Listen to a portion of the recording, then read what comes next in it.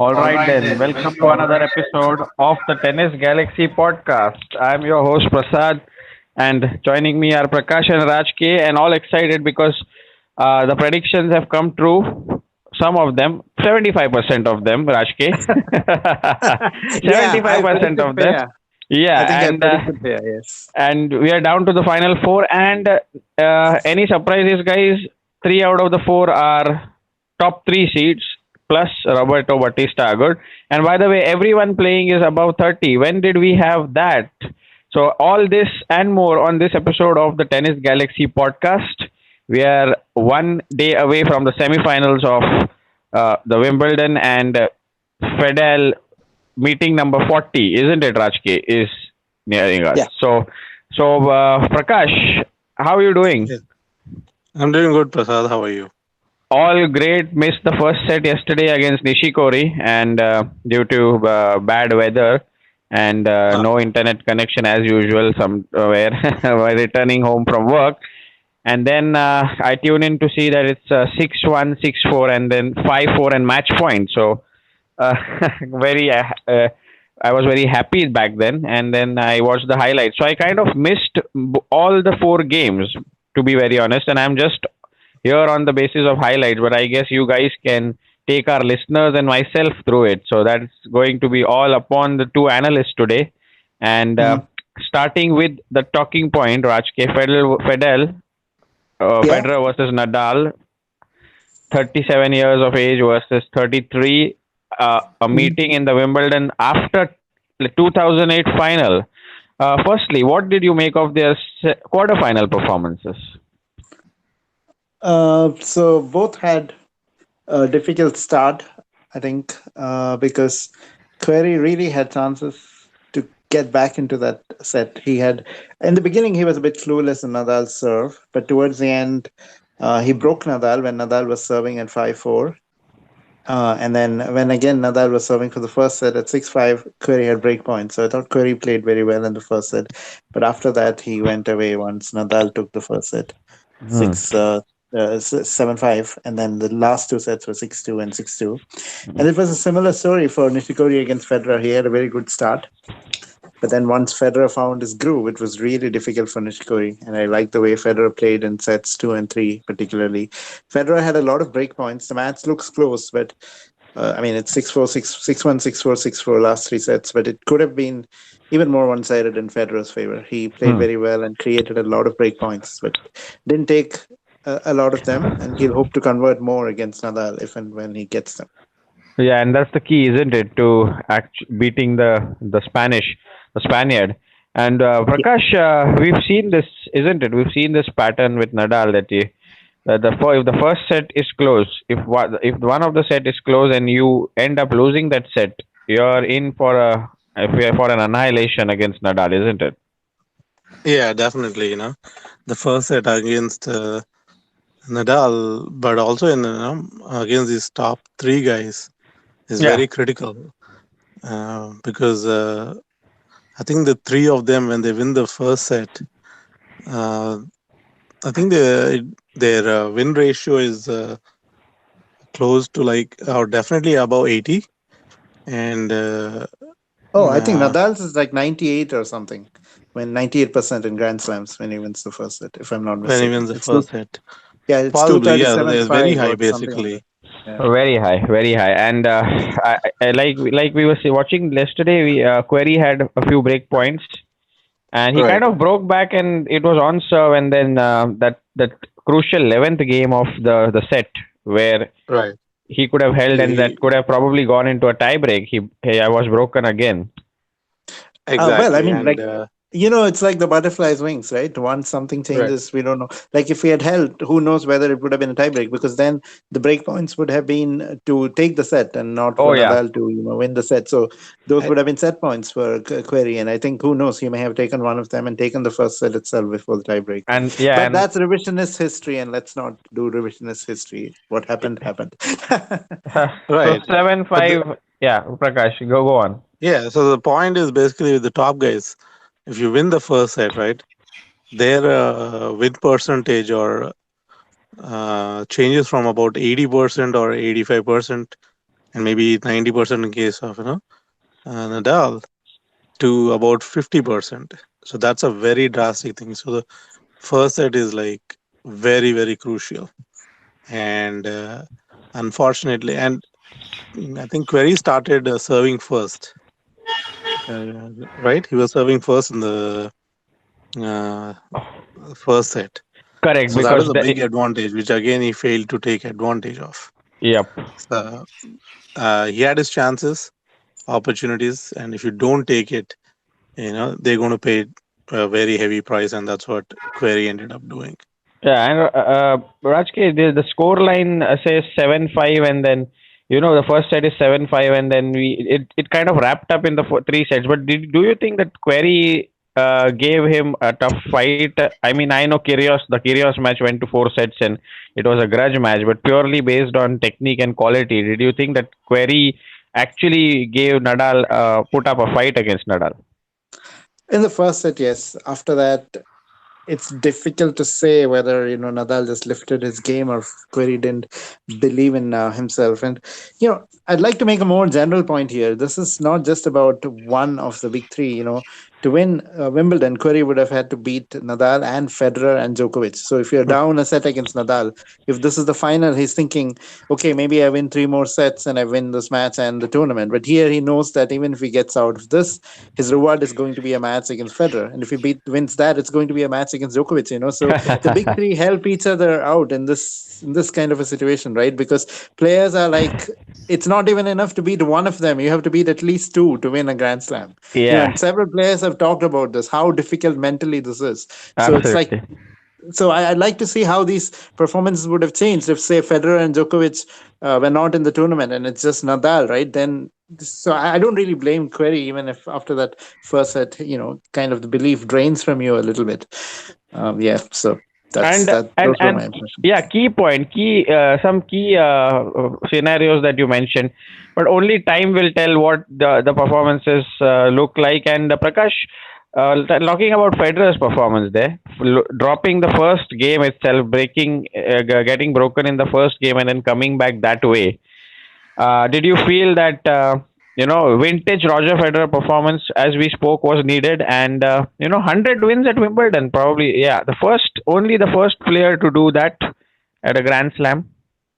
Yeah, first men's player, yes, definitely. And yeah, I mean, he needed a good start, but I think Federer was in danger of going down two breaks in the first set. And throughout the first set, I think he had to fend off Nishikori multiple times. And that set could have been really bad, but he did fight well enough to not take it to a 6-4. But after that, the second set, the way he responded, that really made a big statement. And since then, he maintained his grip on the match. And all in all, I think Federer would be happy with the workout he got, because sometimes you can go into a big match not being tested, and I think this was in a way the right amount of uh, test, or like he wasn't like a big five setter, but he did get like tested, and he had some big moments that he had to come through. Very So well. hopefully that And might help him. And that's a very important point. I talked about this last time as well, that Nadal is playing very different opponents with very different styles. But the match against Kei Nishikori is probably good for Federer before going on to play Nadal, because both are baseliners in that sense. Whereas now for Nadal, he has to go from playing Query, who's a serve-oriented player, to Federer, who's such a good all-round player. So it's a much bigger difference for Nadal than for Federer going forward. yeah, so coming back now to the semifinals, which is tomorrow on center court, and Federer versus Nadal, another classic awaits us. And the same question that we asked, I asked Prakash this question, Rajke, and I'm going to ask you this: who has the momentum going into Federer versus Nadal match? I definitely think it's Federer, because after losing that first set, he came back so strongly. And the Query match we've already talked about. I think Query was not really there after the first set. And if you saw the first set, you could see that when he was really pushed, Nadal did not look comfortable at Hmm. all. I mean, he failed to serve out the set, and then he had a second chance. And Query had two break points, even in the second chance. So he was very nervous. If you're that nervous against Query in the first set, you're going to be much more nervous against Federer. Prakash Pella's comments come where he says that that clay the surface is behaving like clay, isn't it? Right. Will that kind of be some bring some advantage to Nadal in the semi-final tomorrow? I think there have been like mixed comments. I think Federer himself said uh, that the court is playing more or less the same, but there have been other players and a lot of observers who have been commenting that it's slow. But I think both these guys are like experienced enough to basically shut this kind of talk, and I don't think what Paya says or someone else will have as much importance as what these guys are feeling right there. And going by the looks of it so far, both of them are feeling very comfortable on this court. So whether it is slow or fast, or whether it's playing like clay or grass, the point is that I think both of them are coming into the match with like real good form. So What?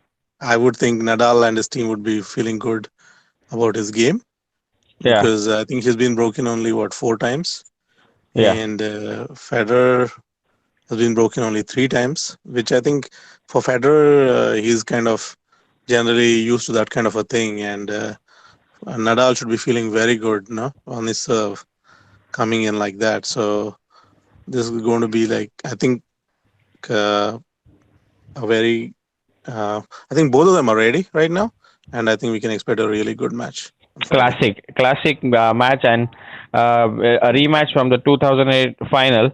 But now let's go on to the number one seed. Rajke is itching and is all wanting to talk. Rajke, I'm going to hand the mic over to you now.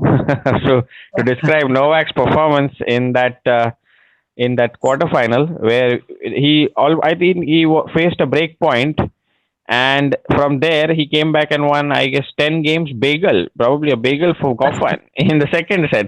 What happened Yeah. there? I mean, so again, similar story, Goffin started very, very well. And, at one stage it looked like he may win the first set, but then Novak upped his level. And here you could clearly see that towards the end, Novak was. It's so wonderful to see when he shifts these gears, I mean, towards the end of that set, you could clearly see that there was only going to be one winner in that set. And then once the first set was done, the second set was just fantastic, 6-0. And then Novak was even doing some serve and volley towards the end. He looks very, very good at this stage. And I know that Agut has a very good record against Djokovic, and we're going to talk about that in a few minutes. But I'd be very surprised to see Novak not reaching the final. What Yeah. happens there is anybody's guess, because, of course, he's going to have to play a big three. I mean, he's the only one who knows that if he reaches the final, he has to play a big three, because the others can still hope for Agut to beat Djokovic. But Novak, if he has to win this for sure, I mean, he's going to have to play one of the big three in the final. Yeah, But yeah, yeah. and that's correct. I mean, Prakash, 2-0 is what RBA holds against Djokovic. I mean, if I'm not mistaken, Miami was it for the last time he beat, Yeah. or it was Monte Carlo? No, sorry, Miami. But Miami that's and Doha. Yeah. yeah, but that's Masters, right? And this is Grand Slam, and this is totally a different ball game at the big stage, isn't it? And you're playing the defending champion. You're playing a 15-time Grand Slam champion, the best player in the world right now. Right. On the seedings and rankings, the best player in the world, who's been in superb form, and I think his comeback from injury has been sensational.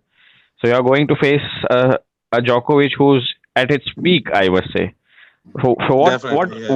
what goes on through RBA's mind? I mean, will he has to be satisfied by obviously the semi-final appearance, isn't it? But I know you don't go there to lose. You go there to put up a fight. Can we? He should Yeah, not be satisfied. yeah. Can That's we? the thing.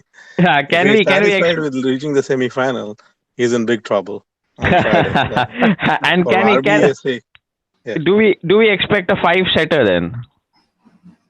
No, I do not expect a 5 set. I think I expect it to be a straight set affair for Djokovic. But the thing of obviously RBA has these two wins that he can draw. And Yeah. if I guess Afazanda are a good team, I would be telling him to basically obviously draw confidence from that. But the Yeah. problem, I mean, how good we'll have is that both those matches he lost that first set, and Huh. I I think see. I don't know if he was even down a break in the second, but at least in one of those matches, I think he was down a break in the second, if I'm not mistaken. But definitely lost the first set in both matches, and still Hmm. he won it in three. That will Hmm. not be an option, as we just talked, right? This is Yeah. in Grand Slams. You do not want to lose the first set to these guys. One So the hundred first set, percent. Yeah. so that is something I'm sure I'm hoping Agut and his camp are talking about. That first set. I I mean I personally don't know what these player camps now going up against these guys talk, but I think uh, looking at these numbers and seeing how big that first set is, it should be centering on that first set is basically you play for your life, Oh you know, yeah. Oh and yeah. just eke that out somehow, because it makes a monumental difference. And of course, then you have to build on that. But at least when you go into a match, you need to go with Yeah. that kind of a mindset. Rajki was And waiting there. Rajki was waiting to pounce there. I think if you No, I hadn't was said, just if no. I you just don't wanted to build on say it. that Key did this. He won the first set, and as Prakash was saying, the important thing also, it's tough enough to win the first set, but you just right, can't afford to relax after that. And I Yeah, think correct, if exactly, Djokovic and relaxed a little bit, Roger jumped all over him. 3-0 after that. These guys and that are you just yeah, cannot relax against them. They're always going to be there. yeah, exactly. yeah. And the thing is, see, if I mean that kind of thing happens, right? You just take your hat off and say, too good. If the guy can come back from that one, because as I said, it's like a 50% chance. Yeah. And if he can't, I mean, that's basically good on him. But you got to go Berrettini, for that. yeah, and Berrettini asked Federer how much he owed him at the net for that Right. tennis lesson. So, Are you guys happy with that? I don't know. I don't think that's the right attitude unless he was joking. I don't oh know the yeah, context. absolutely. Yeah. No one's happy, and that's our next point, by the way, Rajke, because a tweet from Prakash that says, 12th Grand Slam in a row with a champion is 30 plus. The last time a Grand Slam champion, it was Andy Murray who was below Hmm. 30 at the And he was Wimbledon. almost 30 there, Yeah, actually. almost 30, and 29-year you know, old, I think. and that's disappointing, isn't it? We want to see more of the new blood come in and challenge.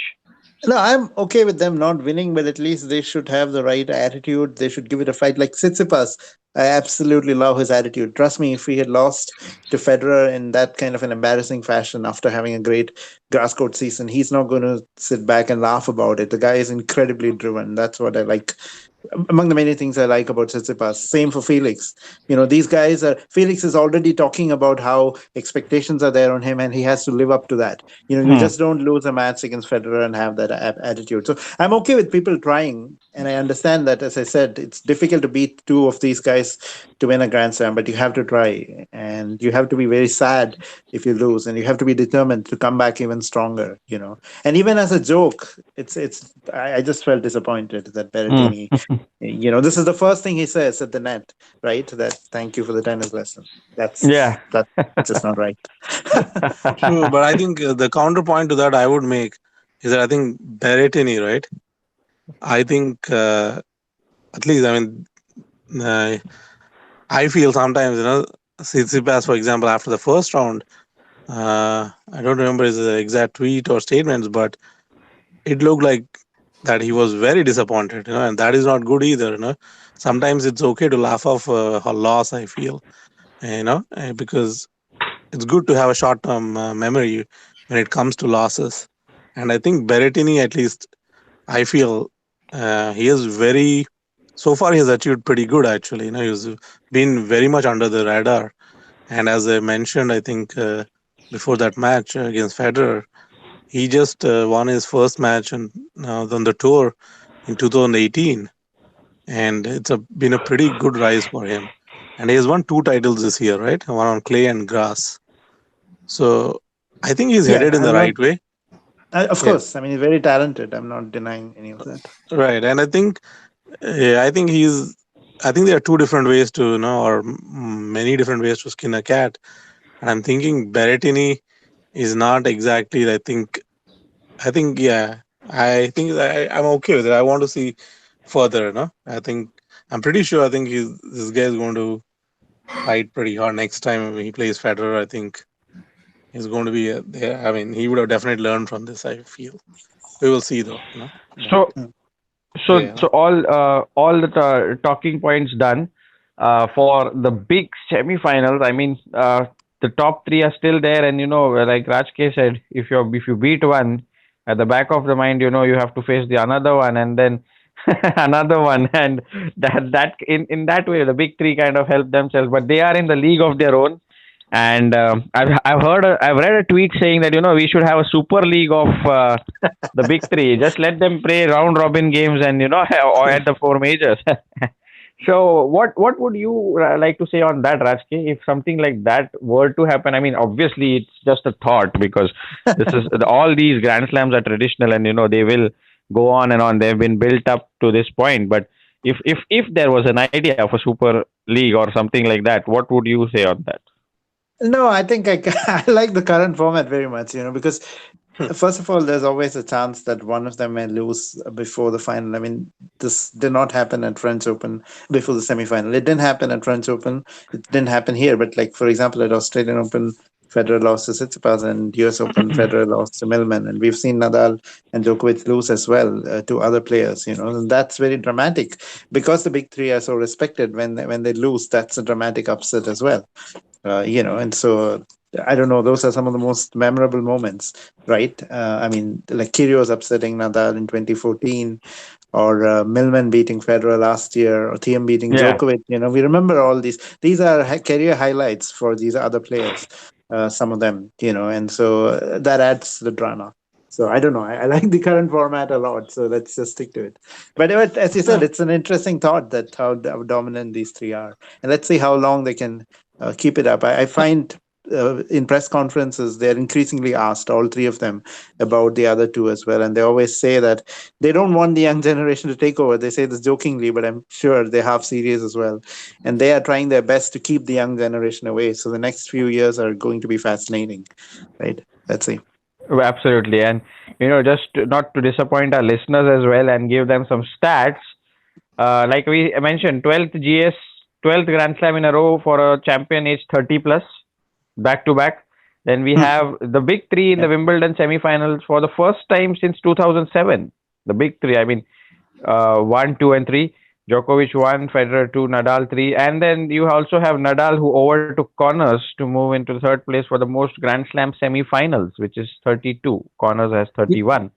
Yeah, now the big three have the most slams among all Yep. players, and also the most semifinals Yep. among all players. So And then we can't, go away from this. Players winning 100 matches at a single Grand Slam.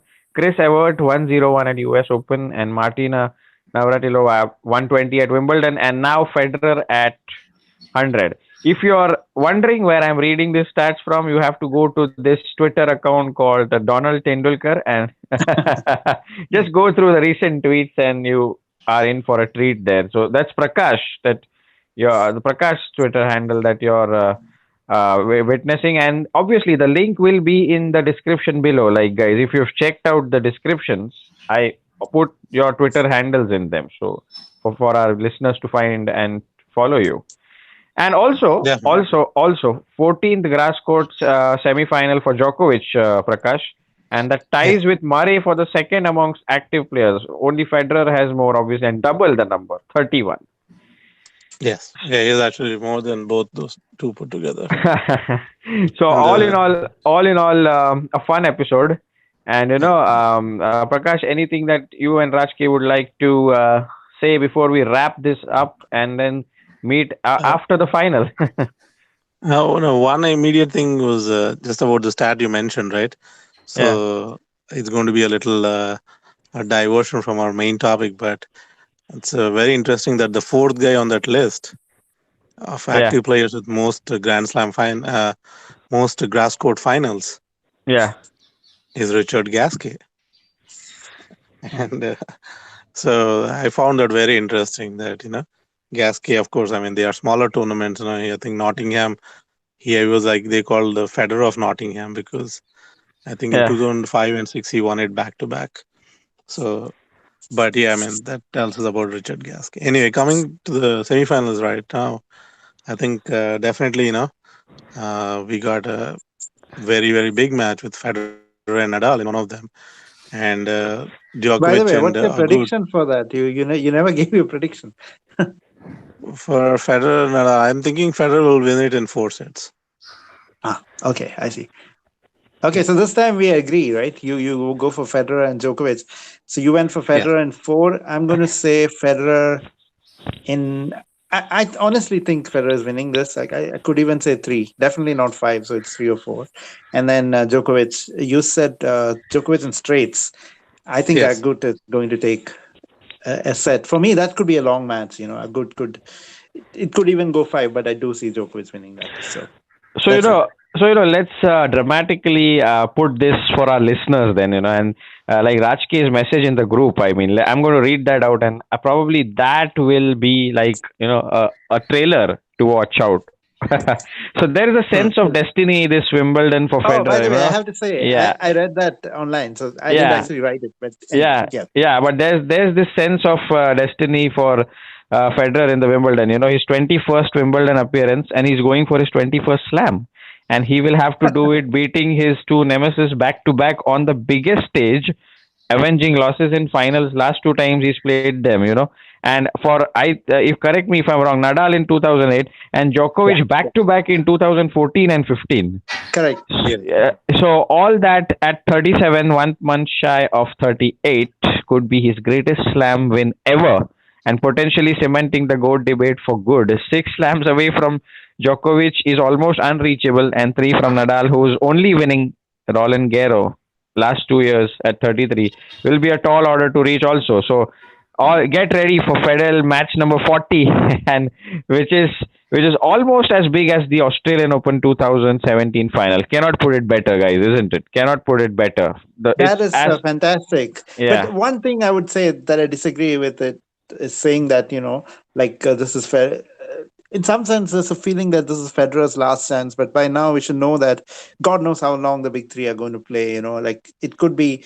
They could be done winning slams by this Wimbledon, or they could be done in 5 years. With these guys, you never know. So he says 6 slams away from Djokovic is unreachable.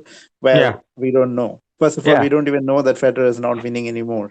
If Federer wins this, why not? Why can't we dream about another Australian or another French? It could be 8 or 9 slams. So first of all, we don't know whether it's going to be six. And secondly, I've stopped using the word unreachable. I don't believe that a gap of three is unreachable for Nadal. I don't think a Yeah. gap of six is unreachable for Djokovic the way these guys are playing.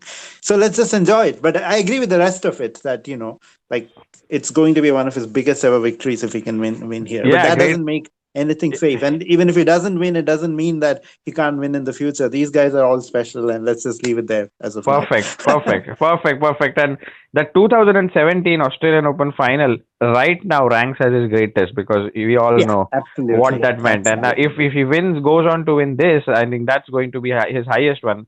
Probably the If more by in future. greatest, Yeah, if by greatest you mean the most important match of his career, I think I've seen Federer play better, of course, than in 2017 in yeah. terms So of the actual so tennis, but the most important for sure. correct, Yes. correct. And adding, because that 18 Grand Slam was a win over his fiercest rival, and Yeah, and that just think was about it. yeah.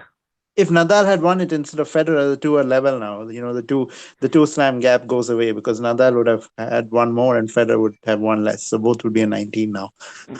Uh, but Hmm. So but for yeah, heaven's sake, and we are into the semi-final, then let's hope for a great show. The predictions are in, by the way. Raj K says straight sets, or probably a straight set win for Federer, and yeah, Prakash says Federer to wrap it up in 4 sets in the second semi-final. Prakash says a straight set win for Djokovic, and Raj K predicts a 4 set, or maybe a longer match yeah, duration in that. yeah. But if in one line now, to end the episode, you had to pick the final: Federer versus Djokovic, Nadal versus Djokovic, or who? What?